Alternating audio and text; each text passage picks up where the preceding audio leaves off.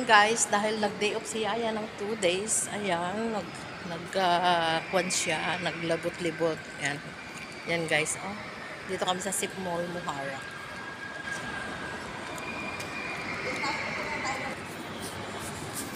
Ano yan? Video. Ayan guys. Ang ganda dito. Ayan guys, oh, water. Pag yan, bilihan ng flowers. Ang ganda ng mga flowers nila guys sa loob. Pero wala kaming pangbili kaya hindi kami makapasok.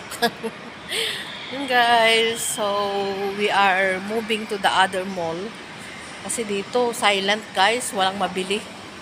Puro mahal. Dito. Kaya,